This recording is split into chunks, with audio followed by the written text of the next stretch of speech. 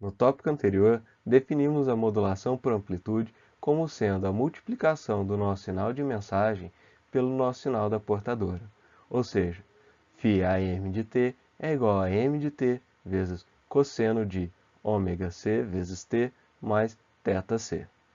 Conforme apresentado na equação, tanto ωc quanto θc permanecem constantes ao longo do tempo.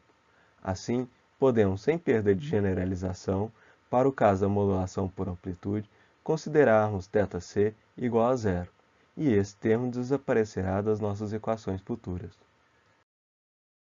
Se o sinal de mensagem m de t possui a transformada de Fourier em maiúsculo de f, então, utilizando as propriedades da transformada de Fourier, podemos dizer que o nosso sinal de AM possui uma transformada de Fourier que é igual a 1 sobre 2, abre colchetes, m maiúsculo de f menos fc, mais m maiúsculo de f mais fc, fecha colchetes.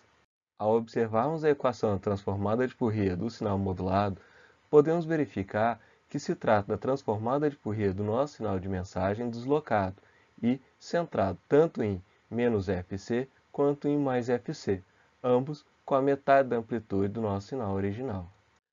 Essa observação é consequência das propriedades da transformada de Fourier, em que sinais multiplicados no tempo terão seus espectros de frequências convoluídos. Se fizermos uma análise gráfica, teremos então um sinal m de t, cujo espectro de amplitude é apresentado na figura, e, se utilizarmos um sinal senoidal como nossa portadora, temos que o espectro de amplitude dele serão dois impulsos, um indicado na frequência positiva e o outro na frequência negativa. Podemos definir a modulação por amplitude como sendo transportando o eixo vertical do espectro de amplitude do sinal de mensagem de forma com que ele se alinhe aos dois impulsos do espectro de amplitude da nossa portadora. Vejam que o espectro de amplitude do sinal de mensagem fica duplicado, e sobre o que anteriormente eram os impulsos que representavam a transformada de Fourier da portadora. Vamos analisar o resultado que obtivemos. Reparem que o sinal, antes de ser modulado, possui uma largura de banda B. Reparem que, para a medição da largura de banda, está sendo levado em consideração apenas a parte positiva do espectro de amplitude. Isso porque as frequências negativas não existem, elas surgem apenas para a representação matemática dos sinais senoidais utilizando exponenciais. Agora vamos medir a largura de banda do sinal modulado. Vejam que a largura de banda do sinal dobrou de tamanho.